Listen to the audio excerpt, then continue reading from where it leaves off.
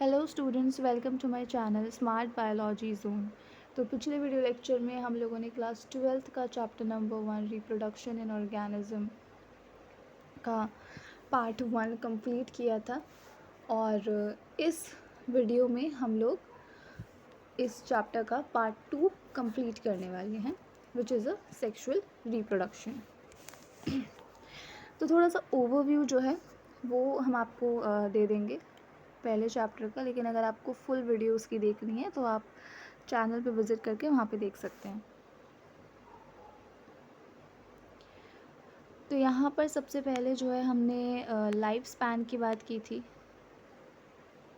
ठीक है। उसके बाद हमने यहाँ पे आपको सभी जितने भी आपके ये ऑर्गेनिजम्स यहाँ पे दे रखे हैं इनका लाइफ स्पैन लिखवाया था, ठीक है। उसके बाद में हम लोगों ने रिप्रोडक्शन क्या होता है, एसेक्सुअल रिप्रोडक्शन क्या होता है, ठीक है। कितने टाइप के रिप्रोडक्शन होते हैं, सेक्सुअल एंड एसेक्सुअल दोनों तरीके के रिप्रोडक्शन होते हैं, ठीक है। एसेक्सुअल रिप्रोडक्शन के अंदर क्या होता है कि बिना मेल एंड फीमेल गैमेट के फ्यूजन से जो रिप्रोडक्शन होता है या जो ऑफस्प्रिंग्स बनते हैं वो एसेक्सुअल रिप्रोडक्शन में आपका आता है, ठीक है। इसके बाद हमने यहाँ पर आपको कुछ एक्स्ट्रा इन्फॉर्मेशन देने के लिए मैंने लिख दिया था। एक्सोजीनस बडिंग के बारे में हमने बताया था, एंडोजीनस बडिंग के बारे में हमने बताया था। एक्सोजीनस मतलब बाहर होने वाली बडिंग, ठीक है, जो बॉडी के बाहर होती है पेरेंट बॉडी की, और एंडोजीनस यानी कि जो पेरेंट बॉडी के अंदर होती है, ठीक है। तो ये चीज़ हमने आपको क्लियर कर दी थी। इसके बाद जो डिफरेंट टाइप के यहाँ पे आपको जो है एसेक्सुअल रिप्रोडक्टिव स्ट्रक्चर्स आपको यहाँ दिखाए गए हैं, इनके बारे में हमने आपको अच्छे से बता दिया था।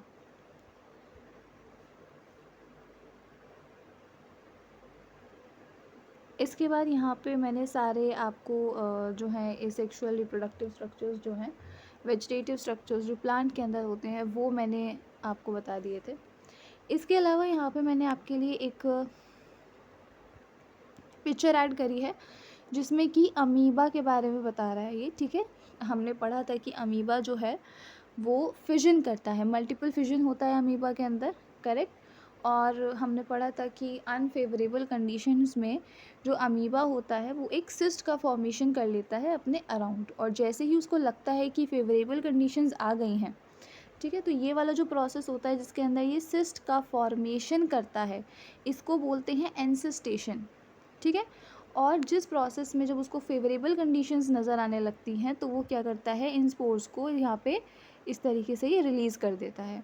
तो ये जो प्रोसेस होता है इस स्पोरुलेशन कहा जाता है, ठीक है। तो ये वाली बात भी हमने कर ली थी। और इन स्पोर्स को बोला क्या जाता है, इन्हें बोला जाता है स्यूडोपोडियोस्पोर्स, ठीक है। इसके बाद हम आगे चलते हैं। तो यहाँ पे हमने सारे वेजिटेटिव स्ट्रक्चर्स जो हैं, ये सारे वेजिटेटिव स्ट्रक्चर्स आपको दिखाए हुए हैं, ऑफसेट दिखाए हैं, एडवेंटिशियस रूट्स दिखाई हैं, ट्यूबर वगैरह वगैरह सब कुछ दिखाया गया है, एडवेंटिशियस बर्ड्स दिखाई हैं, ओके। फिर यहाँ हमने कुछ फिजन के हमने यहाँ पे टाइप्स देखे थे, जिसके अंदर आपका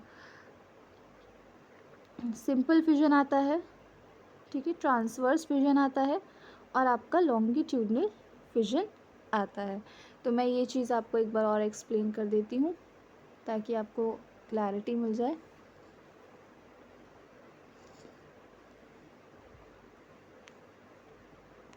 तो यहाँ हम बात कर लेते हैं हमारे बाइनरी फिजन की। तो अगर हम बाइनरी फिजन की बात करें तो देखिए, बाइनरी फिजन जो है वो एक तरीके का एक तरीके का एसेक्सुअल रिप्रोडक्शन है, ठीक है, जहाँ पे पेरेंट जो है, पेरेंट सेल जो है वो कॉपी करती है अपने जेनेटिक मटेरियल को और डिवाइड करती है इनटू 2 आइडेंटिकल डॉटर सेल्स, ठीक है। तो बाइनरी फिजन से 2 आइडेंटिकल डॉटर सेल्स जो हैं आपकी वो बन जाती हैं, ठीक है। Primarily categorize into 4 type based on the plane of cell division. तो सेल डिवीजन के प्लेन के बेसिस पे इनको 4 टाइप्स में डिवाइड किया जाता है।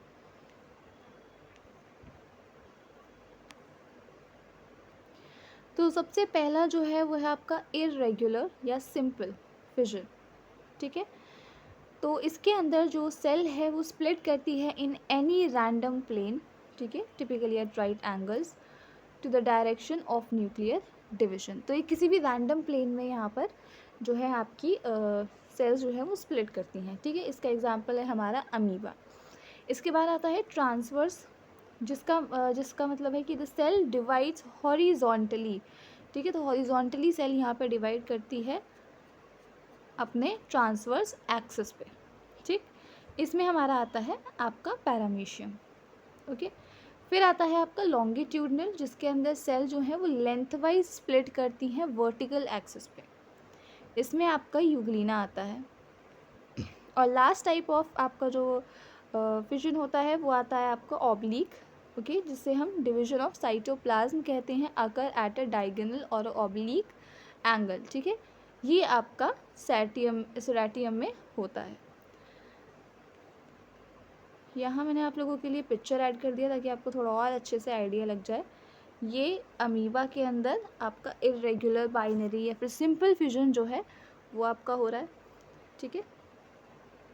ये आपको दिखाई दे रहा है, ये अमीबा के अंदर हो रहा है।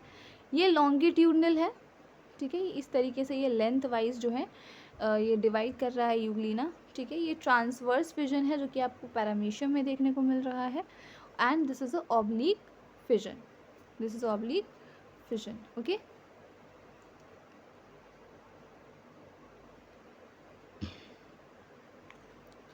तो यहाँ पे हमने एक बात करी थी नोड्स की, ठीक है। तो हमने यहाँ पे नोड्स की बात करी थी, तो नोड्स के लिए मैंने एक पिक्चर भी यहाँ पे लगा दी है जिससे आपको थोड़ा और अच्छे से आइडिया मिल जाएगा। आपको ये जो स्टेम दिख रही है पूरी, इसमें आपको ये वाला जो रीजन दिख रहा है जो मार्क हो रखा है पहले से ही, तो ये वाला जो रीजन है इसमें आपको ये इस तरीके से ये लाइन दिखाई दे रही होगी, ठीक है। ये लाइन आपको दिखाई दे रही होगी, ठीक है। तो ये वाला जो रीजन होता है इसी को हम नोड बोलते हैं। तो शुगर केन में भी आपको ये नोड देखने को मिल जाता है, ठीक है। शुगर केन भी इसी तरीके से होती है और उसमें इस तरीके से काफ़ी सारे सेक्शंस बने होते हैं, ओके। तो यहीं से हम अपने अगले टॉपिक पे चलते हैं जो कि है हमारा सेक्सुअल रिप्रोडक्शन, ओके। तो अगर हम बात करें सेक्सुअल रिप्रोडक्शन की, तो सेक्सुअल रिप्रोडक्शन क्या होता है? Sexual reproduction involve the formation of male and female gametes. तो यहाँ पर मेल एंड फीमेल गैमेट्स बनते हैं। सेम इंडिविजुअल भी बना सकता है, डिफरेंट इंडिविजुअल भी बना सकता है, ठीक है। डिफरेंट इंडिविजुअल ऑपोजिट सेक्स के होंगे, सेम इंडिविजुअल भी बना सकता है और डिफरेंट इंडिविजुअल्स भी बना सकते हैं। ये गैमेट आपस में फ्यूज़ करके जाइगोट बनाते हैं और ये जाइगोट जो है ये एक नए ऑर्गेनिज्म में डेवलप हो जाता है, क्लियर।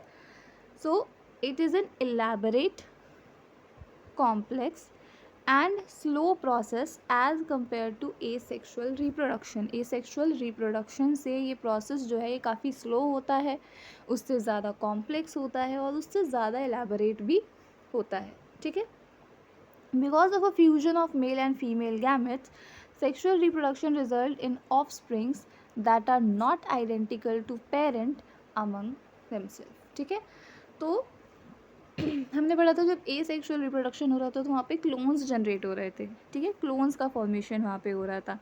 तो यहाँ पे क्लोन्स का फॉर्मेशन नहीं होता है, क्यों? क्योंकि अलग अलग ऑर्गेनिज्म, ठीक है, ऑपोजिट सेक्स से जो आपके गैमेट्स आए हैं वो फ्यूज़ होते हैं, ठीक, जिसकी वजह से आइडेंटिकल पेरेंट्स जो हैं वो नहीं बनते, सॉरी, आइडेंटिकल आपके ऑफस्प्रिंग जो हैं वो पेरेंट के आइडेंटिकल नहीं बनते हैं, okay.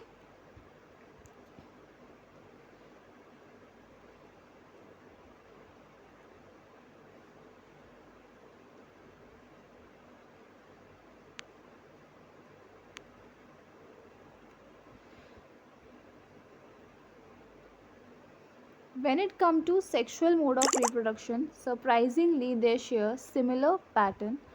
Let us first discuss, अब हम आगे जाके देख लेते हैं कि इसके अंदर कुछ स्टेजेस होती हैं, ठीक है। तो आपके सेक्सुअल रिप्रोडक्शन के अंदर कुछ स्टेजेस जो हैं वो मेंशन की जाती हैं, जिसमें एक आपके जुवेनाइल फेज़ आता है और एक आपका वेजिटेटिव फेज़ आता है और एक आपका सेनेसेंस वाला फेज़ भी आता है, ठीक है। तो इन तीनों फेजेस के बारे में हम पढ़ेंगे। All organism have to reach a certain stage of growth and maturity in their life, ठीक है। तो सभी ऑर्गेनिजम्स को क्या करना होता है, अपनी लाइफ में एक ऐसी स्टेज पे पहुंचना होता है जहाँ पे उनकी ग्रोथ और मैच्योरिटी होती है ना। एक ऐसी स्टेज पे सब पहुंचते हैं before they can reproduce sexually. Sexually reproduce करने से पहले उनकी ग्रोथ होती है, वो मैच्योर होते हैं। That period of growth is called juvenile phase. तो वही जो फेज़ होता है वो जुवेनाइल फेज कहलाता है, ठीक है। प्लांट्स में इसको वेजिटेटिव फेज बोला जाता है। दिस फेज जो है वो वेरिएबल ड्यूरेशन का होता है, नहीं कि अलग अलग ऑर्गेनिज्म में ये अलग अलग हो सकता है, अलग अलग ड्यूरेशन का हो सकता है किसी में कुछ महीनों का हो, तो हो सकता है किसी में कुछ सालों का हो। इसके बाद जुवेनाइल या वेजिटेटिव फेज के एंड में शुरू होता है reproductive phase, okay. Beginning of reproductive phase वहाँ पर हमें देखने को मिलता है, जहाँ पर कोई भी ऑर्गेनिज्म रिप्रोड्यूस करता है, या अगर हम प्लांट्स की बात करें तो वो क्या करते हैं, फ्लावरिंग करते हैं, ठीक है। और इस रिप्रोडक्टिव स्टेज के बाद में आपका आता है सेनेसेंस फेज, जिसमें आपका एजिंग होती है आपकी, ठीक है, बूढ़े हो जाते हैं। तो वो स्टेज आपके रिप्रोडक्टिव स्टेज के बाद आता है, okay.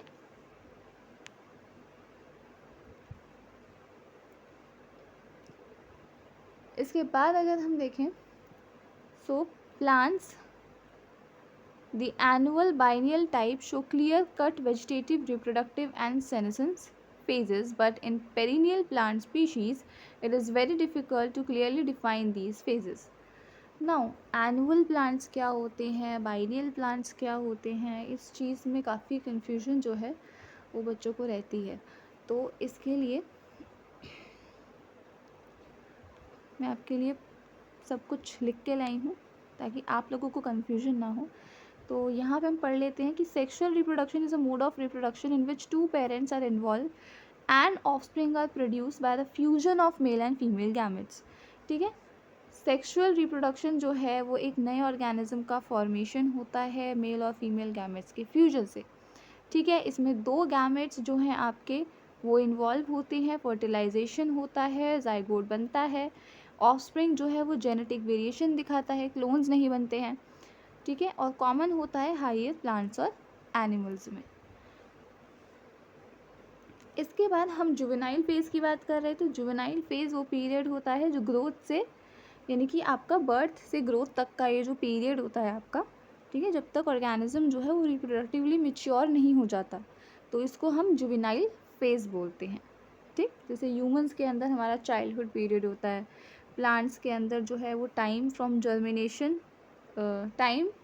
Seed germination until flowering, यानी कि सीड के जर्मिनेट होने से लेके फ्लावरिंग तक के बीच का जो टाइम होता है वो प्लांट्स में जुवेनाइल फेज़ कहलाता है, ठीक। इसके बाद हम आते हैं वेजिटेटिव फेज़ पे। वेजिटेटिव फेज़ इसके बाद आती है, ठीक है। In plants the juvenile phase is known as vegetative phase, ठीक, during which the plant grows and develop root stem leaves but does not produce flowers, ठीक है। तो जुवेनाइल फेज़ वही सेम आपकी जुवेनाइल फेज़ हो या वेजिटेटिव फेज़ हो, ठीक है, सेम ही होती है। वेजिटेटिव फेज़ इसको प्लांट्स के केस में कहते हैं। कैरेक्टरिस्टिक्स क्या है कि रेपिड ग्रोथ होता है यहाँ पे रूट स्टेम और लीव्स का, ठीक है। फ्लावर का फॉर्मेशन नहीं होता है, प्लांट जो है वो रिप्रोडक्शन के लिए प्रिपेयर हो रहा होता है, ठीक है। इसके बाद हम आते हैं हमारे मेन चीज़ पे जो अभी हमको पढ़नी है, which is annual plants, biennial plants, ठीक है। एनुअल प्लांट्स क्या होते हैं, बाइनियल प्लांट्स क्या होते हैं। तो यहाँ हम देखें so plants that complete their entire life cycle within 1 year or 1 growing season are called annual plants, यानी कि ये ऐसे प्लांट्स होते हैं जो कि अपनी पूरी लाइफ साइकिल, सीड का जर्मिनेशन, उसका ग्रोथ, उनकी फ्लावरिंग, उनका सीड बनना और उनकी डेथ, यानी कि ये सभी चीज़ें जो हैं आपकी, ये सारी की सारी जो आपकी चीज़ें हैं, ये 1 साल के अंदर ये कंप्लीट कर लेते हैं। ऐसे प्लांट्स को हम एनुअल प्लांट्स कहते हैं, ठीक है। तो ऐसे प्लांट्स में आपको क्लियर कट वेजिटेटिव, रिप्रोडक्टिव और सेनेसेंट फेजेस जो हैं देखने को मिलती हैं, ठीक है। आप देख पाओगे कि किस तरीके से वो है जर्मिनेट कर रहा है, आप देख सकते हो कि कब वो रिप्रोडक्टिव फेज़ में एंटर हुआ, आप आराम से देख सकते हो कि कब उसका सेनेसेंस फेज़ शुरू होता है, ठीक है। इसके एग्जाम्पल हैं आपके wheat, rice, mustard and P, ये आपके एग्जाम्पल्स हो गए। इसके बाद अगर हम बात करें बाइनियल प्लांट्स की, तो बाइनियल प्लांट्स वो होते हैं plants that complete their life cycle in 2 years, ठीक है, जो 2 साल में कंप्लीट करते हैं, इनको बाइनियल कहते हैं, ठीक है। 2 ग्रोइंग सीजन्स होते हैं इनके बाइनियल प्लांट्स, ठीक है। पहले ईयर के अंदर जैसे इन्होंने वेजिटेटिव ग्रोथ कर ली, और सेकेंड ईयर के अंदर इन्होंने फ्लावरिंग, फ्रूटिंग, सीड फॉर्मेशन और डेथ वाला पार्ट अपना कंप्लीट कर लिया, ठीक। यानी कि जो पहला साल है इनका, जो फर्स्ट ईयर रहेगा इनका, उसके अंदर ये अपने रूट, स्टेम और लीव्स को ग्रो करेंगे, ठीक है। तो यहाँ पर इसकी ग्रोथ होती है ना। और जो आपका सेकेंड ईयर होगा वहाँ पे फ्लावरिंग, फ्रूटिंग, सीड फॉर्मेशन और डेथ आपको देखने को मिल जाएगी। तो ऐसे प्लांट्स में भी आप क्लियर कट वेजिटेटिव, रिप्रोडक्टिव और सेनेसेंट फेजेस देख सकते हो, ठीक है। इसके एग्जांपल्स हैं carrot, radish, beetroot and cabbage.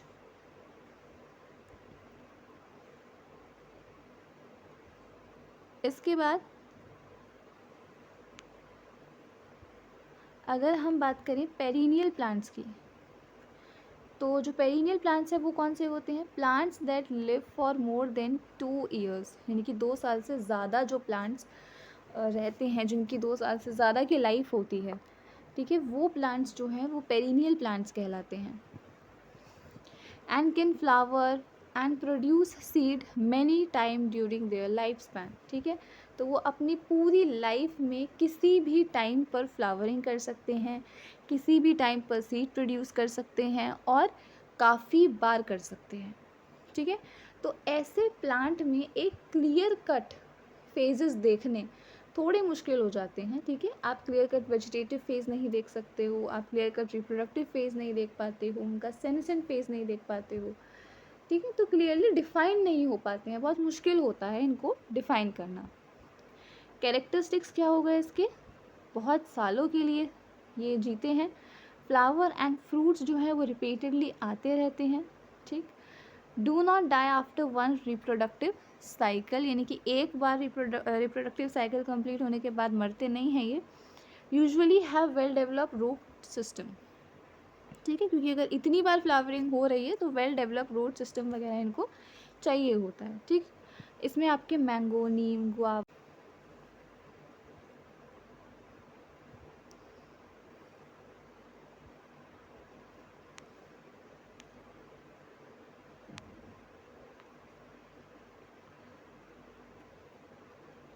तो यहाँ पे वही लिखा है कि plants the annual biennial type show clear cut vegetative, reproductive and senescent phases, but in a perennial plant species it is very difficult to clearly define these phases, ठीक है। A few plant exhibit unusual flowering phenomenon, कुछ plant ऐसे होते हैं जिनके अंदर flowering phenomena थोड़ा unusual होता है, ठीक है, ना आपके एनुअल जैसा होता, ना बाइनियल जैसा होता और ना ही पेरिनियल्स जैसा होता है। So few plant exhibit unusual flowering phenomenon, और उनमें से एक है आपका बैम्बू स्पीशीज़, ठीक है, जो कि अपने पूरे लाइफ में सिर्फ एक बार फ्लावरिंग करता है, ठीक है। और ये टाइम पीरियड इसका कितना होता है? 50 से 100 ईयर्स का इसका ये पीरियड जो है होता है, okay. Large number of fruits produce करता है और उसके बाद में इसकी डेथ हो जाती है। दूसरा जो प्लांट है वो है स्ट्रॉबिलेंथस कुंथियाना, जिसे हम नीला कुरांची भी बोलते हैं, ठीक है। ये फ्लावर जो है ये 12 साल में एक बार, ये प्लांट जो है ये 12 साल में एक बार फ्लावर होता है। ठीक है। तो ये जो प्लांट है ये सितंबर से अक्टूबर 2006 में ये फ्लावर हुआ था। सितंबर टू अक्टूबर के बीच में ये इसकी फ्लावरिंग होती है। ठीक है। It's a mass flowering transform large track of hilly areas in Kerala, Karnataka, Tamil Nadu वाले एरियाज़ में आपको ये देखने को मिल जाएगा। ठीक है। ब्लू स्ट्रेचेस जैसे देखने को मिलता है और काफ़ी सारे टूरिस्ट जो हैं वो इसको देखने के लिए भी आते हैं।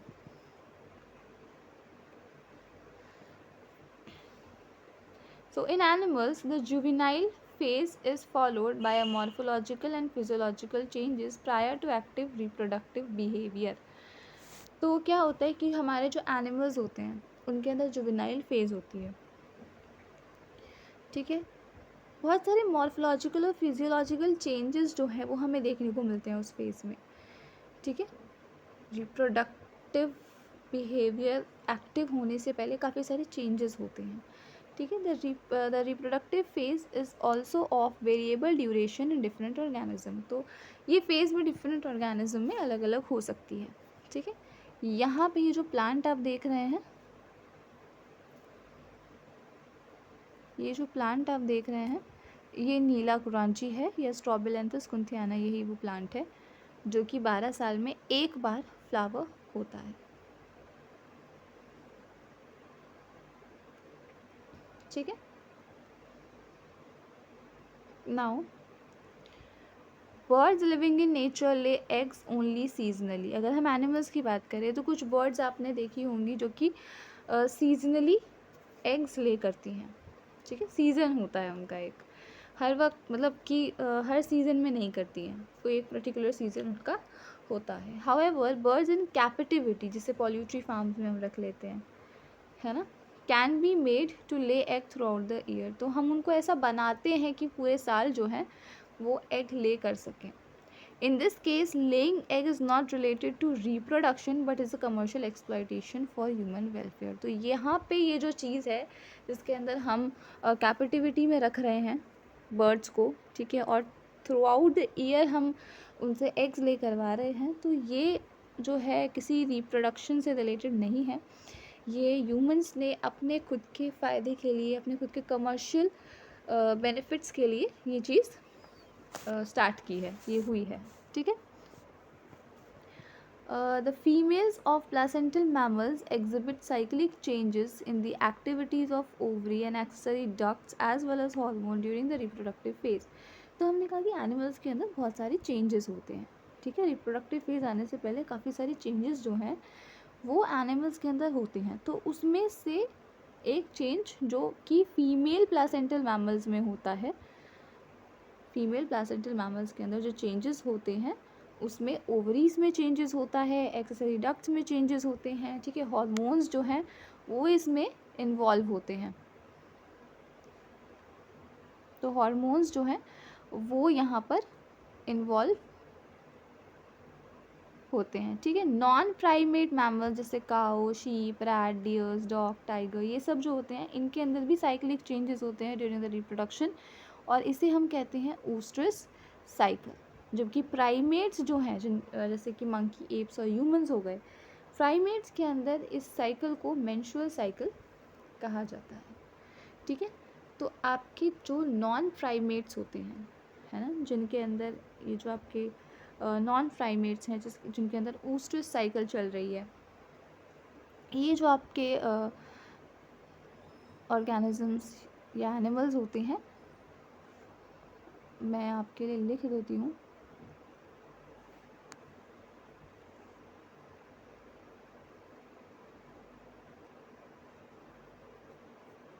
नॉन प्राइमेट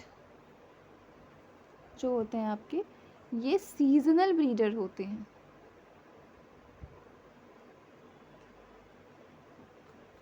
ठीक है। सीजनल ब्रीडर,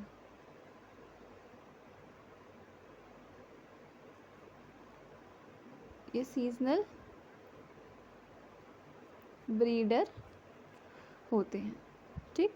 और जो आपके प्राइमेट्स होते हैं, ठीक है, जो आपके प्राइमेट होते हैं ये होते हैं कॉन्टिन्यूअस ब्रीडर।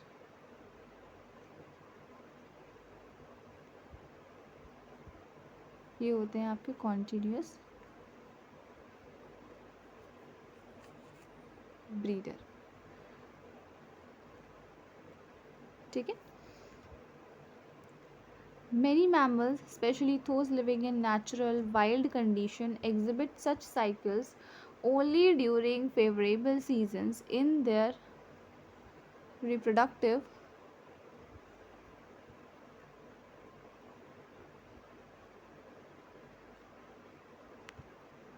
phases। ठीक है, तो मैंने आपको बता दिया सीजनल ब्रीडर्स जो कि किसी पर्टिकुलर सीज़न में आपका रिप्रोड्यूस करते हैं, और बहुत सारे ऐसे होते हैं जो throughout their reproductive phase जो हैं वो एक्टिव रहते हैं। ठीक है, इसलिए उनको कॉन्टीन्यूअस ब्रीडर्स कहा जाता है। ठीक, तो जो आपके नॉन प्राइमेट्स होते हैं वो सीजनल ब्रीडर्स होते हैं, और जो प्राइमेट्स होते हैं वो कॉन्टीन्यूअस ब्रीडर्स होते हैं।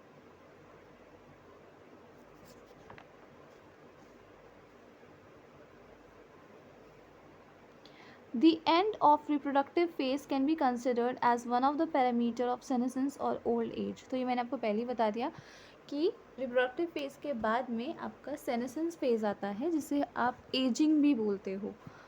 There are concomitant changes in the body, तो उस वक्त भी काफ़ी सारे चेंजेस बॉडी के अंदर होते हैं। आपका मेटाबॉलिज्म जो है वो स्लो हो जाता है, आपकी इम्यूनिटी वीक हो जाती है। ठीक है, ये लास्ट फेज़ होता है आपके लाइफ स्पैन का। Old age ultimately leads to death, और फिर ओल्ड एज में आके एक पर्टिकुलर टाइम पे आपकी डेथ हो जाती है।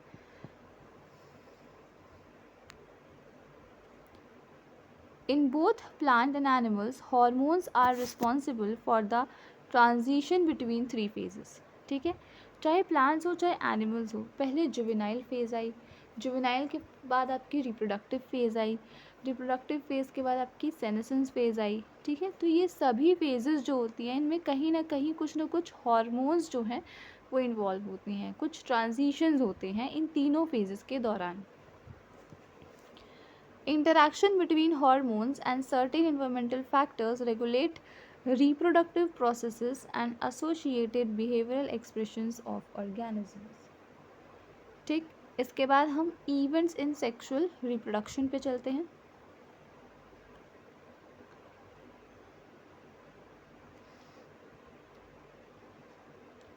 इवेंट्स ऑफ सेक्सुअल रिप्रोडक्शन के अंदर कुछ स्टेजेस होती हैं। से पहला आपका होता है प्री फर्टिलाइजेशन इवेंट्स, दूसरा आपका होता है फर्टिलाइजेशन, और तीसरा आपका होता है पोस्ट फर्टिलाइजेशन। ठीक है,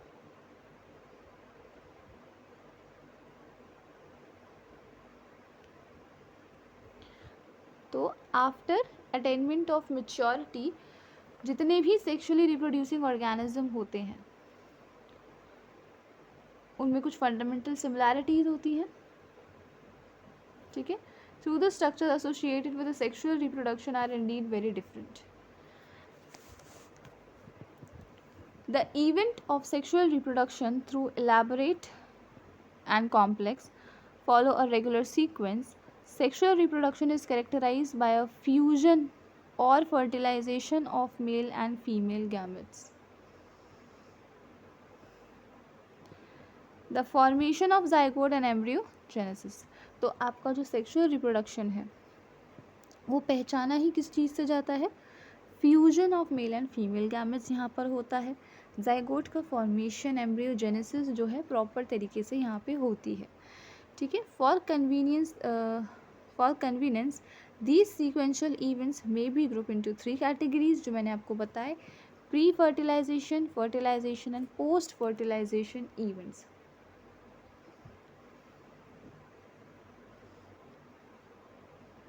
अब यहाँ से अगर हम प्री फर्टिलाइजेशन इवेंट्स की बात करें, so these include all event of sexual reproduction. ठीक है, जो कि फ्यूजन से पहले होते हैं। तो फ्यूजन से पहले होने वाली जो चीज़ें हैं वो प्री फर्टिलाइजेशन इवेंट में आती हैं। दो मेन चीज़ें होती हैं इसमें, गैमेटोजेनेसिस होता है और गैमेट का ट्रांसफ़र होता है, यानी कि पहले तो गैमेट्स बनते हैं और उसके बाद उनका ट्रांसफ़र किया जाता है। ठीक है, so gametogenesis is the formation of gametes and gamete transfer, जब हम गैमेट्स को ट्रांसफ़र करते हैं। Gametogenesis refer to the process of formation of two type of gametes, जिसमें मेल एंड फीमेल गैमेट्स बनते हैं।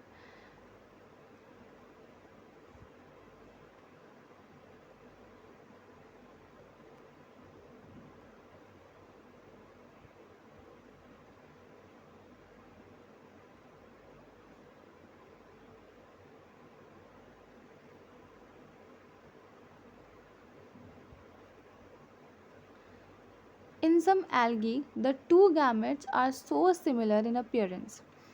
तो देखो गैमेट्स भी ना 3 तरीके के हो सकते हैं। ठीक है, गैमेट्स की भी 3 कैटेगरीज होती हैं, 3 चीज़ों में उनको कैटेगराइज किया जाता है। जैसे कि आपका एल्गी है, एल्गी के अंदर 2 गैमेट्स, दोनों जो गैमेट्स होते हैं वो सिमिलर होते हैं अपीयरेंस में। That is not possible to categorize them into male and female gametes. तो आप पता नहीं लगा सकते हो कि कौन सा मेल गैमेट है और कौन सा फीमेल गैमेट है, और इसीलिए हम इन्हें होमोगैमेट या आइजोगैमेट बोलते हैं। मैंने आपके लिए यहाँ पे ये पिक्चर ऐड कर दी है, वैसे तो दी भी गई है बट मैंने अलग से ऐड कर दी है, फिर भी सेम पिक्चर ही है। तो ये आपके दोनों होमोगैमेट या आइजोगैमेट होते हैं। Majority of sexually reproducing organism the gamete produce are of two morphologically distinct types. ठीक है, अलग अलग दोनों होते हैं तो उनको हेट्रोगैमेट्स बोला जाता है जब अलग अलग होते हैं। ठीक है, दोनों अलग अलग दिखाई देंगे, मॉर्फोलॉजिकली अलग होते हैं तो हेट्रोगैमेट्स उनको कहा जाता है। ऐसे ऑर्गेनिजम्स में मेल गैमेट को एंथ्रोजॉइड्स या स्पर्म कहा जाता है और फीमेल गैमेट को एग या ओवम कहा जाता है। ठीक है, तो ये वाला जो आपका है ये आपका हेट्रोगैमेट वाला है। Now sexuality in organism. Sexuality in organisms. Sexual reproduction in organisms generally involve the fusion of gamete to form two different individuals from two different individuals. यानी कि सेक्सुअल रिप्रोडक्शन में क्या हो रहा है, गैमेट्स का फ्यूजन हो रहा है ताकि एक डिफरेंट इंडिविजुअल जो है वो बन सके, या 2 डिफरेंट इंडिविजुअल से एक इंडिविजुअल बनता है। ठीक है,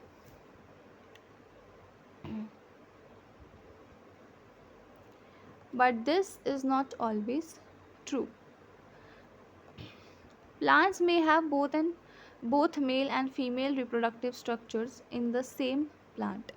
प्लांट्स के अंदर क्या होता है कि कभी कभी प्लांट्स के अंदर मेल और फीमेल रिप्रोडक्टिव स्ट्रक्चर्स जो होते हैं वो एक ही प्लांट पे होते हैं। ठीक है, सेम प्लांट में होते हैं तो उसको हम बाइसेक्सुअल बोलते हैं। ठीक है, तो मैंने आपके लिए यहाँ पे इसको लिख दिया है, देखिए मोनोइशियस प्लांट, आपको अच्छे से समझ में आ जाएगा यहाँ से। मोनोइशियस प्लांट होते हैं a plant in which both male and female flower are present on a same plant. अगर मेल और फीमेल फ्लावर एक ही प्लांट पर प्रेजेंट है तो उसको मोनोइशियस बोलते हैं। मेज, कोकोनट, कुकुम्बर इसके एग्जाम्पल्स होते हैं।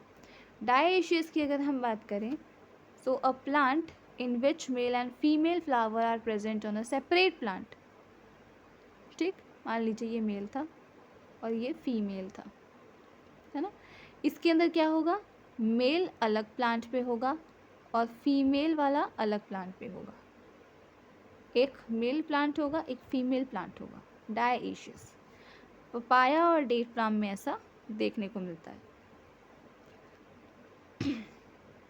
बाइसेक्सुअल फ्लावर की बात करें so bisexual a flower that contains both male and female reproductive organs. तो ऐसा फ्लावर जिसमें मेल रिप्रोडक्टिव ऑर्गन भी है और फीमेल रिप्रोडक्टिव ऑर्गन भी है। ठीक है, तो कोई एक ऐसा फ्लावर, मान लीजिए ये कोई एक फ्लावर है, इसके अंदर आपका मेल भी है और फीमेल रिप्रोडक्टिव ऑर्गन भी है सेम फ्लावर पे, तो उसको बाइसेक्सुअल फ्लावर बोलते हैं। हिबिस्कस, मस्टर्ड, रोज़ वगैरह इसमें आती है। यूनिसेक्सुअल फ्लावर का क्या मतलब है? यूनिसेक्सुअल फ्लावर होता है flower that contain either male और फीमेल रिप्रोडक्टिव ऑर्गन। ठीक है, दोनों नहीं हो सकती, या तो मेल होगा या तो फीमेल होगा, तो वो यूनिसेक्सुअल होता है। पपाया, कुकुम्बर और मेस इसके एग्जाम्पल्स हैं।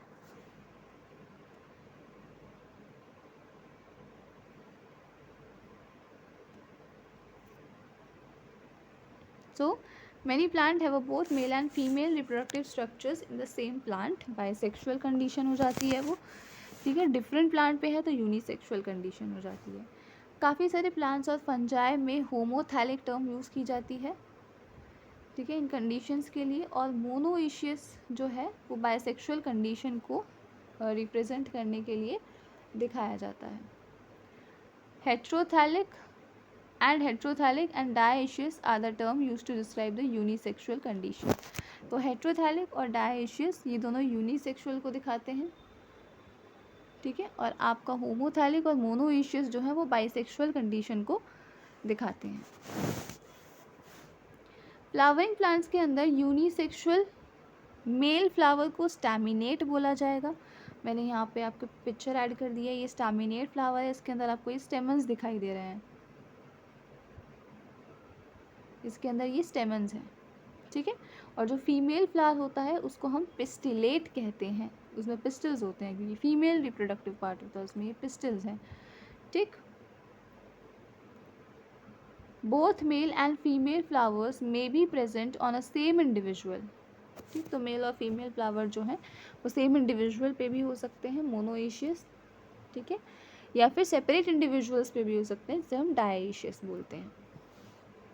Some example of monoecious plant जैसे cucurbit, coconut, and dioecious plant में आपका पपाया एंड डेट नाम। तो मैंने आपको लिखवा वहाँ पे PDF में लिखा हुआ है, तो वहाँ से आपको ज़्यादा क्लियर हो जाएगा, तो वहाँ से आप पढ़ लेना ना। अगर हम एनिमल्स की बात करें, एनिमल्स में अगर हम यूनिसेक्सुअल और बायसेक्सुअल की बात करें तो अर्थवॉर्म्स देखे होंगे, ठीक है, अर्थवॉर्म्स सबने देखे होंगे, बहुत कॉमन है। अर्थवॉर्म, स्पॉन्ज, टेपवॉर्म, लीच, ठीक है, ये बायसेक्सुअल एनिमल्स होते हैं, यानी कि इनके अंदर मेल और फीमेल रिप्रोडक्टिव ऑर्गन एक ही ऑर्गेनिज्म में होता है, ठीक है। अर्थवॉर्म में मेल और फीमेल दोनों रिप्रोडक्टिव ऑर्गन्स होते हैं। स्पॉन्ज में भी होते हैं, टेपवॉर्म में भी होते हैं, लीच में भी होते हैं, ठीक। हर्माफोर्डाइट्स, ओके, हर्माफोर्डाइट्स। नाउ अगर हम कॉकरोच की बात करें, अगर हम कॉकरोच को देखें तो कॉकरोच जो है वो यूनिसेक्सुअल एनिमल होता है, ठीक है। कॉकरोच में आपने देखा होगा मेल अलग होता है और फीमेल अलग होता है। मेल के पास विंग्स होते हैं, फीमेल के पास विंग्स नहीं होते हैं।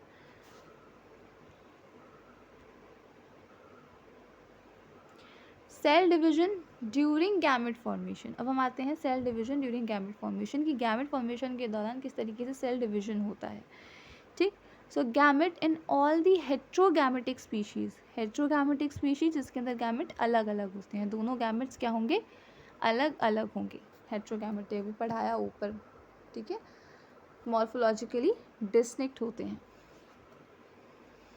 So gamete in all heterogametic species are of two type, male and female gametes होते हैं। गैमेट्स हैप्लॉइड होते हैं through the parent plant body from which they arise, may be either haploid or diploid, ठीक है।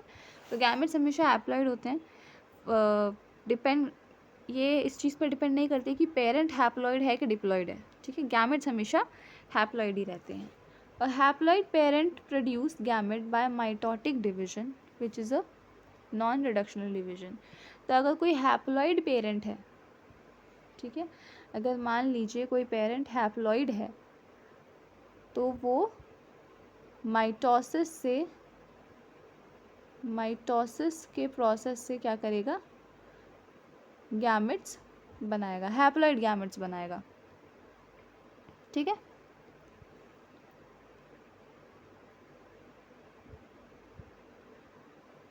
A haploid parent produce a gamete by mitotic divisions.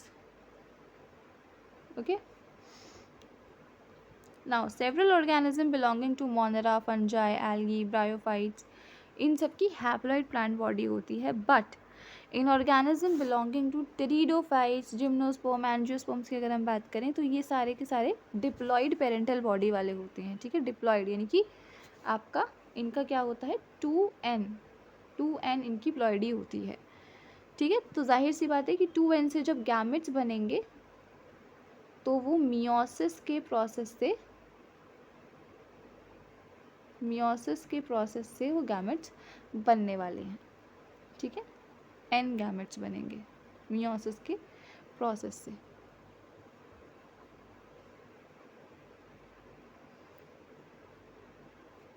It is obvious that meiosis, the reduction division, has to occur if a diploid body has to produce a haploid gametes। तो अगर diploid कोई organism है और उसको haploid gametes बनाने हैं तो जाहिर सी बात है कि उसको एक रिडक्शनल डिवीजन करना होगा, विच इज़ मियोसिस।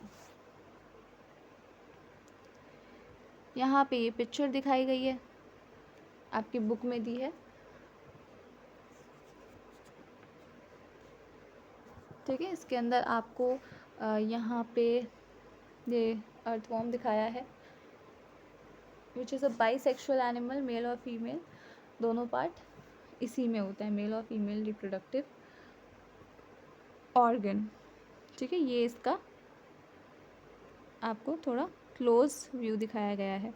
टेस्टीज भी इसी के अंदर है और ओवरी भी इसी में है। ये कॉकरोच है आपका, male cockroach, female cockroach. Male cockroach के पास टेस्टीज हैं, फीमेल कॉकरोच के पास आपकी ओवरीज होती हैं, ठीक। फिर ये आपका एक प्लांट है, ठीक है। ये कौन सा प्लांट है? ये है कारा। तो कारा इज़ अ मोनोइशियस प्लांट। तो आप देख सकते हैं कि फीमेल सेक्स ऑर्गन भी यही है और मेल सेक्स ऑर्गन भी एक ही प्लांट पर है, तो इट इज़ मोनोइशियस प्लांट, ठीक है। ये आपकी फीमेल कॉकरोच की ओवरी है। इसके बाद ये जो ग्रीन वाले में आपको दिखाई दे रहा है, इट इज़ मार्केंशिया, और मार्केंशिया डायइशियस होता है, यानी कि ये हैं आपके आर्कीगोनियोफोर और ये हैं आपके एंथ्रेडियोफोर, यानी कि ये मेल है और ये फीमेल है आपकी, ओके। एंथ्रेडियोफोर्स एंड आर्कीगोनियोफोर्स। तो ये फीमेल थैलस होता है, this is female thallus and this is male thallus. उसके बाद यहाँ पे ये फ्लावर दिखाया गया है जो कि एक बायसेक्सुअल फ्लावर है, ठीक है। बायसेक्सुअल यानी कि स्टेमन भी इसी में है और कार्पल भी इसी में है। मेल फीमेल दोनों रिप्रोडक्टिव ऑर्गन्स सेम फ्लावर के अंदर हैं।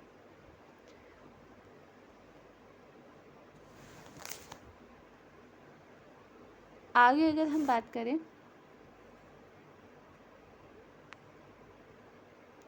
तो यहाँ पे आपको एक टेबल दी गई है जिसके अंदर आपके क्रोमोसोम नंबर्स लिखे हैं, ठीक है। Chromosome numbers.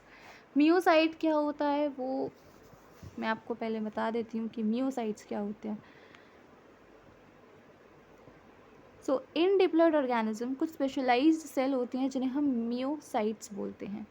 इनको आप गैमेट मदर सेल भी बोल सकते हो, ठीक है। और इनमें क्या होता है? मियोसिस होता है। तो मियोसाइट्स में ही क्या होता है?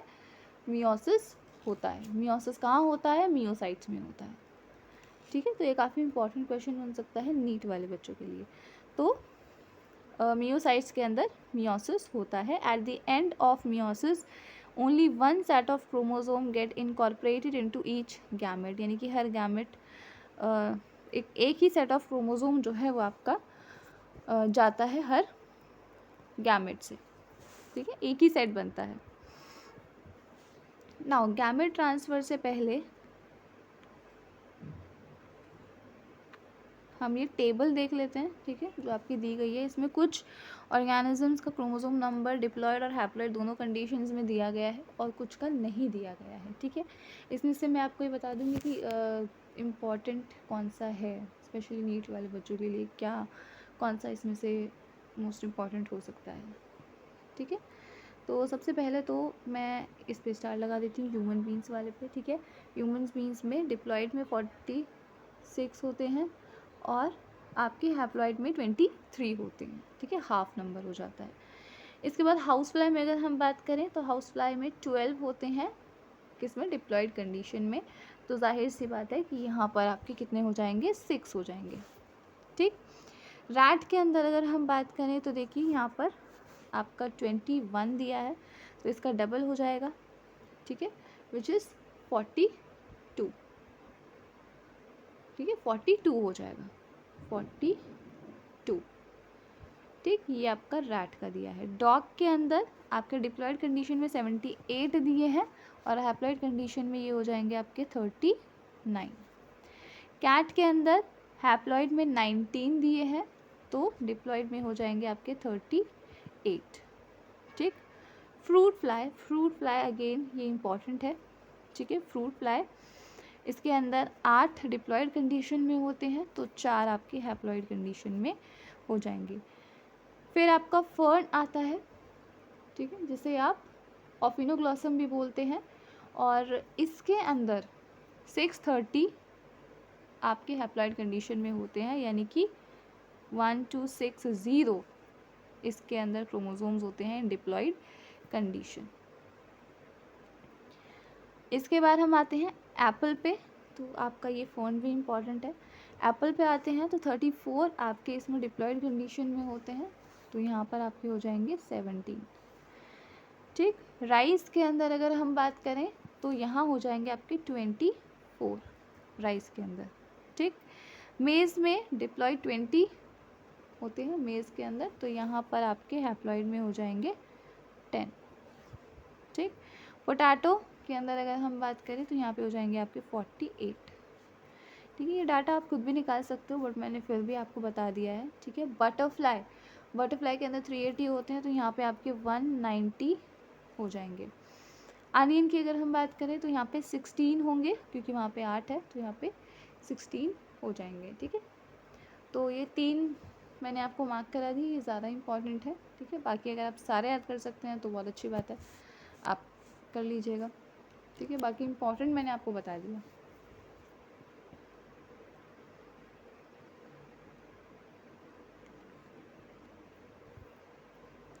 नाउ अब हम गैमेट ट्रांसफ़र की बात करते हैं। गैमेट्स बन तो गए, पर गैमेट जो है वो ट्रांसफ़र कैसे होगा।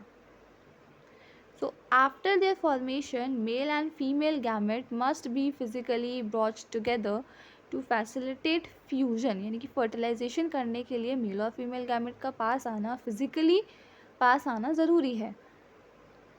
इन majority of organism male gametes motile होते हैं और फीमेल गैमेट स्टेशनरी होते हैं, यानी कि जो मेल गैमेट है मूव कर सकता है, ठीक है, और जो फीमेल गैमेट है वो मूव नहीं करते हैं, वो स्टेशनरी रहते हैं। ठीक है, कुछ एक्सेप्शंस इसमें होते हैं, जैसे फंजाई एल्गी वगैरह होता है, जिसमें दोनों ही गैमेट्स आपके मोटाइल होते हैं, ये एक्सेप्शन होता है।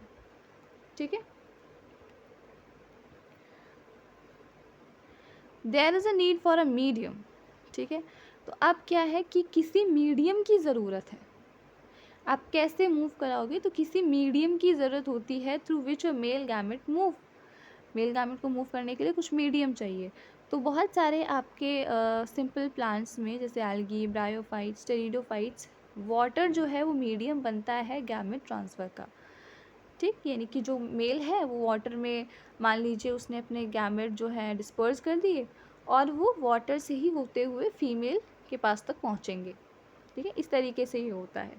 So large number of male gametes यहाँ पर प्रोड्यूस करने पड़ते हैं, है ना, ताकि फीमेल गैमेट तक उनमें से कुछ तो पहुँचे, तो बहुत सारे बनाने पड़ते हैं। However fail to reach the female gamete. To compensate this loss of male gamete during a transport, the number of male gamete produced in a several thousand times the number of a female gamete produced। ठीक है, तो female gamete के comparison में 1000 times ज़्यादा male gametes बनते हैं, ताकि वो फीमेल गैमेट तक पहुँचें।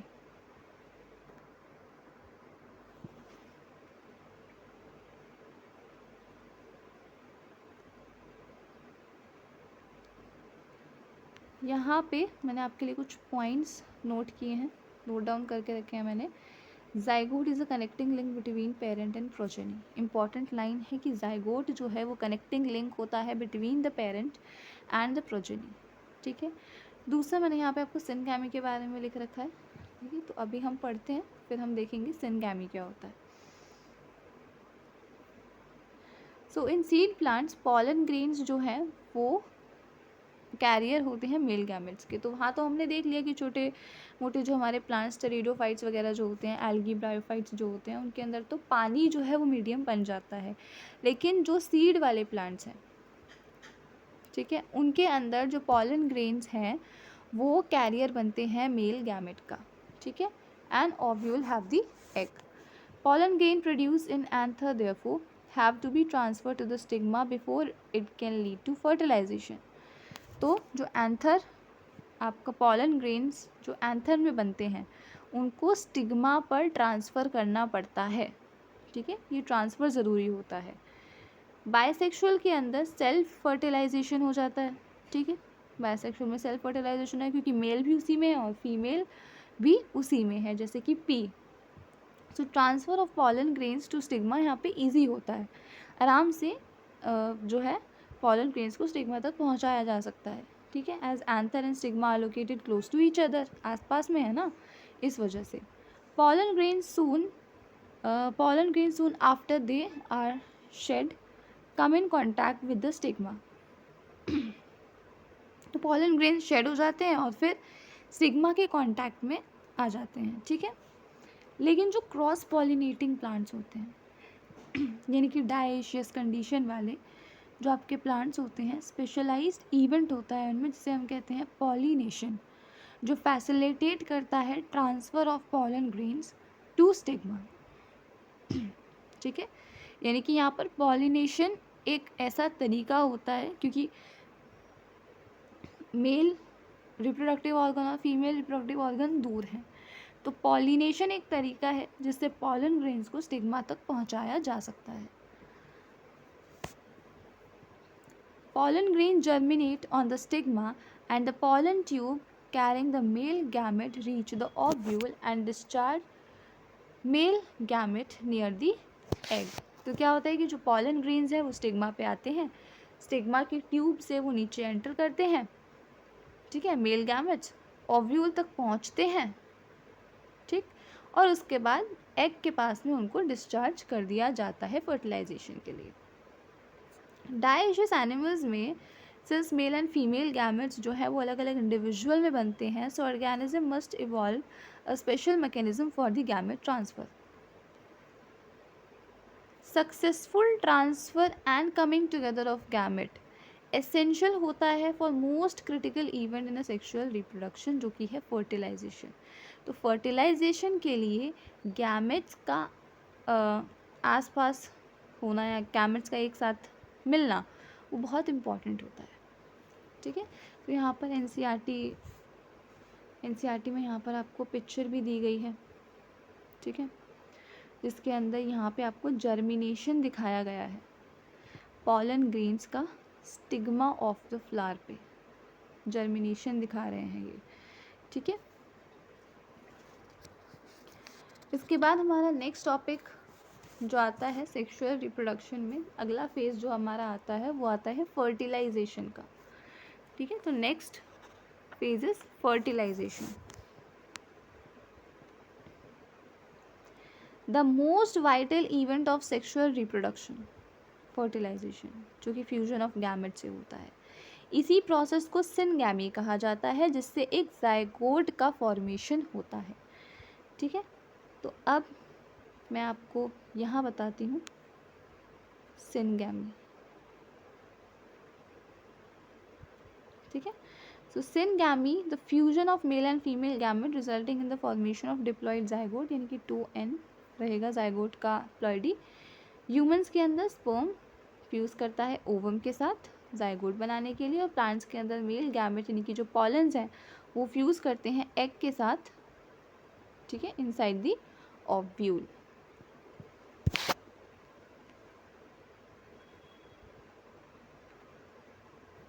तो the term fertilization is also often used for this process। तो सिनगैमी या fertilization इसके लिए यूज़ किया जाता है। The term syngamy and fertilization are frequently used interchangeably, ठीक है, आप interchangeably नहीं यूज़ कर सकते हो। Now what is parthenogenesis, ठीक है, what is parthenogenesis? तो जैसे कि हमने पहले पढ़ा था, ठीक है, जिसके अंदर आपका एक्सेप्शंस हमने पहले भी पढ़े थे। सम ऑर्गेनिज्म जैसे रोटिफर्स, हनी बीज वगैरह जो होते हैं, लिजार्ड्स वगैरह जो होती हैं, बर्ड जैसे आपकी टर्की हो गई, पार्थेनोजन जैसे हमने पहले भी पढ़ा है, ठीक है। The female gamete undergoes development to form a new organism without fertilization. तो यहाँ फर्टिलाइजेशन नहीं होता है, ठीक है। हनी बीज में भी ऐसा होता है, तो फर्टिलाइजेशन यहाँ पे नहीं होता है, और इसी प्रोसेस को हम पार्थेनोजेनेसिस बोलते हैं। तो ये मैंने आपको एसेक्सुअल रिप्रोडक्शन पढ़ाते वक्त बताया था, ठीक है। जिन बच्चों ने वो वीडियो देखी है उनको पता होगा। Where does syngamy occur? Syngamy होती कहाँ है? ये तो पता चल गया कि सिनगैमी क्या होती है, फर्टिलाइजेशन हो रहा है, पर ये कहाँ होता है? तो इन मोस्ट एक्वेटिक ऑर्गेनिज्म जैसे कि आपकी एल्गी और फिशेस होती हैं, ठीक है, एम्फीबियंस वगैरह होते हैं, सिनगैमी जो है वो एक्सटर्नल यानी कि बाहर होती है बॉडी के, यानी कि जो फर्टिलाइजेशन है वो बॉडी के बाहर होता है। जब फर्टिलाइजेशन बॉडी के बाहर होता है तो उसको एक्सटर्नल फर्टिलाइजेशन बोला जाता है। दिक्कत यहाँ पर यह है कि जब एक्सटर्नल फर्टिलाइजेशन होता है तो गैमेट्स के ख़राब होने के चांसेस जो हैं वो ज़्यादा रहते हैं, ठीक है। एक्सटर्नल फर्टिलाइजेशन में गैमेट के ख़राब होने के चांसेस ज़्यादा हो जाते हैं, ठीक। Organism exhibiting external fertilization show great synchrony between the sexes and release large number of gamete into the surrounding medium. Great synchrony मतलब कि काफ़ी जैसे कि मान लीजिए कि आपका कोई फीमेल फ्लावर है, ठीक है, और ये आपका कोई मेल फ्लावर है, ठीक है, डायशियस कंडीशन है, फीमेल फ्लावर है, मेल फ्लावर है। अब यहाँ पर क्योंकि एक्सटर्नल फर्टिलाइजेशन होने वाला है, ठीक है, मान लीजिए एक ही प्लांट पर है, ये एक ही प्लांट है, इसके ऊपर मेल और फीमेल आपका फ्लावर है, ठीक है। अब इसके अंदर एक्सटर्नल फर्टिलाइजेशन होने वाला है, ठीक है। इंटरनल फर्टिलाइजेशन तो है नहीं क्योंकि बाहर एक मीडियम चाहिए होगा, तो ये ज़रूरी होता है कि मेल फ्लावर जो है वो फीमेल फ्लावर जब मैच्योर हो उसी वक्त में जब यानी कि जब फीमेल फ्लावर जो है अपने मैच्योरिटी वाली स्टेज पे है तभी मेल क्या करे, यहाँ पर पॉलन को रिलीज़ कर दे, ठीक है। क्योंकि अगर ऐसा नहीं हुआ तो फर्टिलाइजेशन नहीं हो पाएगा, ठीक है। तो एक सिंक्रोनी यहाँ पर बना के रखनी पड़ती है, ठीक है। मेल गैमेट पहले मैच्योर हो जाएगा तो भी दिक्कत है, और अगर फीमेल के मैच्योर होने के बाद होगा तो भी दिक्कत है, ठीक। तो पानी के अंदर आपका पानी जो है सराउंडिंग मीडियम वाटर के अंदर सिनगैमी जो है ये होती है। This happens in the bony fish, frog वगैरह में ये होता है जहाँ पे बहुत सारे ऑफस्प्रिंग्स जो है वो प्रोड्यूस होते हैं।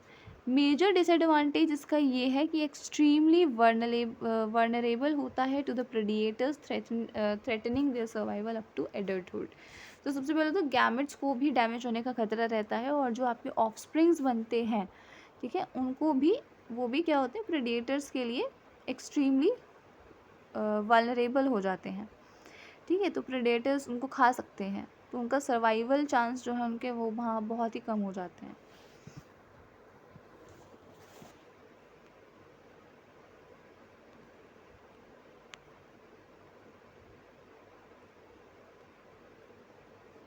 Now in many terrestrial organism यानी कि जो ज़मीन पे रहते हैं जैसे fungi, higher animals, reptiles, birds, mammals and majority of plants जैसे bryo, pterido, gymno and angio, syngamy जो है वो इनसाइड द ऑर्गेनिज्म बॉडी होती है, ठीक है, और इसीलिए हम इसको इंटरनल फर्टिलाइजेशन कहते हैं। ह्यूमंस में भी ऐसा होता है। तो ऑल दीज ऑर्गेनिज्म जो है एग जो है वो फीमेल बॉडी के अंदर बनता है, ठीक है, जहाँ पर वो मेल गैमेट के साथ फ्यूज़ होता है। In organism exhibiting internal fertilization, तो यहाँ पर क्या फ़ायदा होगा कि एक तो गैमेट्स के डिस्ट्रॉय होने के चांसेस नहीं है, दूसरा आपका जो ऑफस्प्रिंग बनेगा या आपका जो जाइगोट बनेगा, ठीक है, वो आपका ज़्यादा सेफ़ रहेगा, उसको अच्छा नरिशमेंट भी मिल पाएगा, ठीक है, उसका डेवलपमेंट अच्छे से हो पाएगा। सो द मेल गैमेट यहाँ पे मोटाइल होता है जिसको फीमेल गैमेट को रीच करना होता है, वहाँ पे फ्यूज़ करना होता है। In these even through number of sperm produces very large, यहाँ पर भी बहुत सारे आपके स्पर्म्स बनते हैं, ठीक है। Significance reduction in the number of egg produce, egg यहाँ पर कम हो जाते हैं। सीड प्लांट्स के अंदर non motile male gametes carry to female gamete by the pollen tube. तो प्लांट्स के अंदर एक नॉन मोटाइल मेल गैमेट होता है जो पॉलन ट्यूब की मदद से फीमेल गैमेट तक पहुंचता है। ठीक, इसके बाद हम अपने लास्ट पार्ट पे आते हैं विच इज़ पोस्ट फर्टिलाइजेशन। ठीक है, पोस्ट फर्टिलाइजेशन इवेंट्स। तो ये हमारे इस सेक्सुअल रिप्रोडक्शन का लास्ट फेज़ होता है, पोस्ट फर्टिलाइजेशन इवेंट्स, यानी कि फर्टिलाइजेशन के बाद होने वाली चीज़ें। ठीक है, फर्टिलाइजेशन के बाद जाइगोट बन गया, अब क्या होगा। ठीक है, तो सबसे पहले जाइगोट बना, तो फॉर्मेशन ऑफ डिप्लॉयड जाइगोट, जो कि सभी में होता है, सभी ऑर्गेनिज्म में होता है। In organism with external fertilization zygote is form in the external medium. In those exhibiting internal fertilization zygote is formed inside the body of organism। ये हमने पहले ही देख लिया। further development of the zygote depend on the type of life cycle।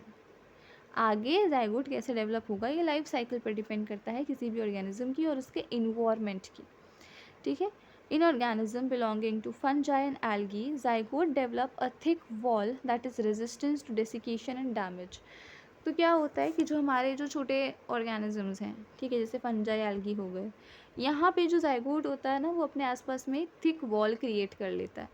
ठीक है, ताकि उसको damage ना हो, कोई चीज़ उसको ख़राब ना करे। ठीक है, तो एक तरीके से सेल्फ प्रोटेक्शन का काम यहाँ पे हो जाता है। It undergo a period of rest before germination, germination से पहले वो एक रेस्ट वाले पीरियड में चले जाते हैं।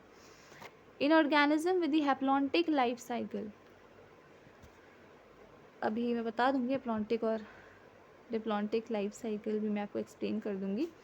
सो in organism with haplontic life cycle zygote divide by meiosis to form haploid spores that grow into haploid individuals. ठीक है, तो हैप्लॉन्टिक में बेसिकली ये है कि पेरेंट भी हैप्लॉइड रहेगा आपका। ठीक है ना, सब कुछ हैप्लॉइड चलेगा यहाँ पे। ठीक है, जाइगोट जो है वो भी आपका जाइगोट जो है वो मियोसिस से डिवाइड करेगा, हैप्लॉइड स्पोर्स बनाएगा।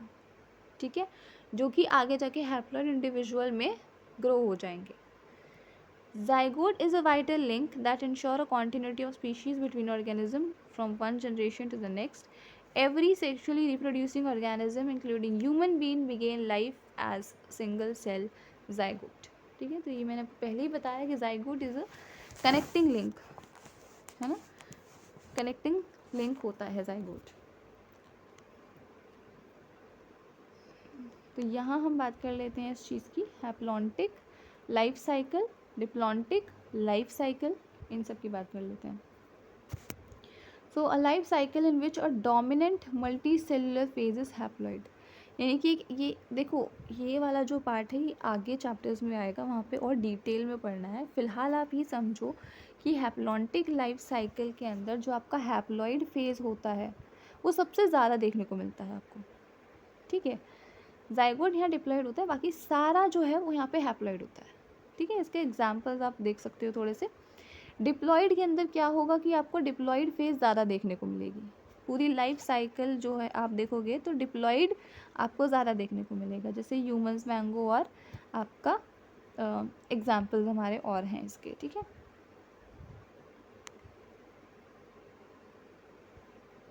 एम्ब्रियोजेनेसिस पे चलते हैं। So embryogenesis refer to the process of development of embryo. ठीक है, अभी क्या हुआ, अभी जाइगोट बन गया, जाइगोट में एम्ब्रियोजेनेसिस होगी, यानी कि एम्ब्रियो बनेगा। ठीक है, जाइगोट से एम्ब्रियो बनेगा। During embryogenesis zygote undergo cell division, mitosis होती है और सेल डिफ्रेंशिएट करते हैं, डिवाइड होने लगते हैं। While cell division increase the number of cell in the developing embryo, the cell differentiation help group of cell to undergo certain modification to form specialized tissue and organs to form an organism। तो क्या होता है कि sales divide करती हैं, divide करने के बाद डिफ्रेंशिएट करती हैं और वहाँ पे वो ये डिसाइड करती हैं कि कौन सी सेल क्या काम करने वाली है, कौन सी सेल आगे जाके क्या बनने वाली है, क्या बनाने वाली है। ठीक है, कहाँ पर क्या कौन सा टिश्यू बनने वाला है, किस टिश्यू से कौन सा ऑर्गन बनने वाला है। तो ये सब चीज़ें जो हैं ये डिसाइड होती हैं उस टाइम पे। सो सेल डिवीजन एंड डिफ्रेंशिएशन, तो इतना समझ में आया कि एम्ब्रियोजेनेसिस जो है वो जाइगोट से एम्ब्रियो बनता है, इसमें सेल डिवीजन होते हैं, माइटोसिस होता है, और आपका जो है आपका क्या होता है, डिफ्रेंशिएशन होता है। यहाँ पे डिसाइड होता है कि किस सेल से क्या बनेगा, कौन सा टिश्यू क्या ऑर्गन बनाने वाला है, ठीक है।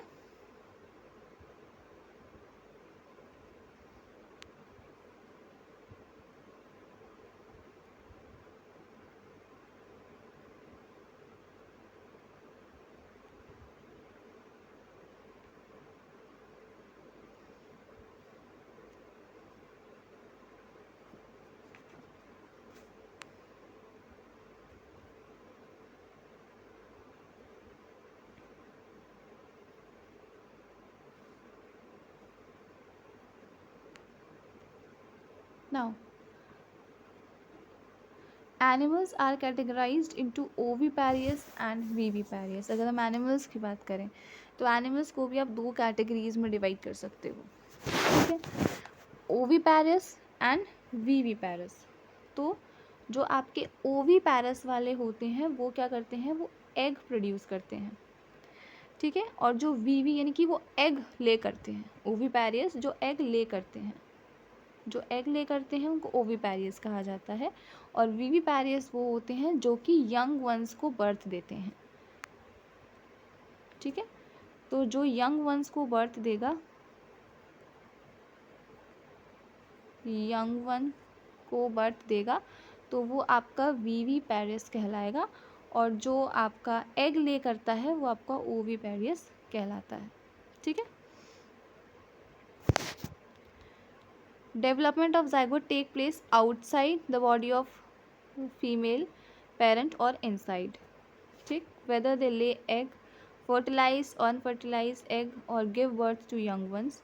ओविपेरियस के अंदर जैसे रेप्टाइल्स और बर्ड्स वगैरह में आपने देखा है कि फर्टिलाइज्ड एग जो है वो रहता है कैल्केरियस शेल से वो कवर्ड रहता है, कैल्शियम कार्बोनेट की बनी होती है वो शेल, ठीक है, और उसको वो किसी अपने सेफ प्लेस पे वो ले करते हैं, ठीक है, और कुछ देर के बाद उसमें से यंग वंस आपके हैच हो जाते हैं। बाकी विविपेरियस के अंदर क्या होता है, जैसे मैमल्स ह्यूमन बींग्स होते हैं उनके अंदर जाइगोट जो है वो inside the female body he grow करता है और एक यंग वन में कन्वर्ट होता है, ठीक है, आगे डेवलप होता है। After attaining a certain stage of growth young ones जो हैं वो डिलीवर होते हैं आउट ऑफ द बॉडी, ठीक है। Because of proper embryonic care and protection chance of survival जो है यहाँ पे वो विविपेरियस के ज़्यादा होते हैं एज़ कम्पेयर टू ओविपेरियस, ठीक है, क्योंकि एग्स को तो खाने के चांसेस भी हैं, है ना, लेकिन डेवलपमेंट भी अच्छे से नहीं हो पाता है फिर वहाँ पे, तो विविपेरियस ऐसे में ज़्यादा चांस ऑफ सर्वाइवल जो है उनके रहते हैं।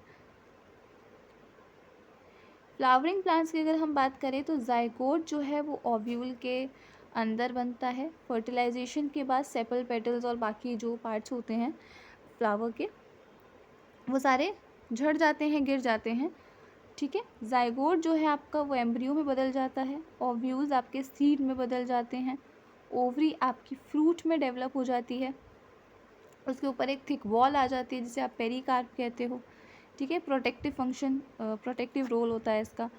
डिस्पर्जल के बाद सीड जर्मिनेट करता है under favourable conditions to produce a new plant, ठीक है। ये जो सीड्स होते हैं ये डिस्पर्स होने के बाद एक फेवरेबल कंडीशन मिलने पे नए प्लांट में डेवलप हो जाते हैं, ठीक है, न्यू प्लांट में डेवलप हो जाते हैं। तो यहाँ पर आपको डायग्राम दिया है जिसके अंदर आपको सीड और पेरिकार्प इनकी जो प्रोटेक्टिव लेयर है वो दिखाई गई है। तो ये आपका पी है जिसके अंदर ये सीड्स हैं, आपको ये सीड्स हैं आपके, और ये आपका पेरिकार्प है, ठीक है। ऐसे ही अंदर ये सीड्स हैं और ये पेरिकार्प है, ये वाले सीड्स हैं और बाकी का ये पेरिकार्प है। ऐसे ही इस तरीके से यहाँ पे ये सीड्स हैं और ये आपकी पेरिकार्प है। तो ये कुछ फ्रूट्स आपको यहाँ पे दिखाए गए हैं। तो यहाँ पे हमारा reproduction in organism chapter complete होता है। अगर आपको वीडियो अच्छा लगा हो तो please like share and subscribe ज़रूर कीजिएगा चैनल को, और मैं कोशिश करती रहूँगी कि आगे भी आपको एक अच्छा और वैल्यूएबल कंटेंट आपको देती रहूँ। और अगर कोई भी डाउट आपको इस वीडियो लेक्चर से रिलेटेड कोई भी डाउट अगर आपको होता है तो आप मेरा टेलीग्राम चैनल ज्वाइन कर सकते हैं। वहाँ पे आप मुझसे अपनी क्वेरीज पूछ सकते हैं, ठीक है। और आप टेलीग्राम चैनल ज्वाइन कीजिए, इस पूरे चैप्टर की PDF आपको वहाँ अवेलेबल हो जाएगी, नोट्स, क्वेश्चंस वगैरह सब कुछ आपको वहाँ पे मिल जाएगा। Thank you so much for watching.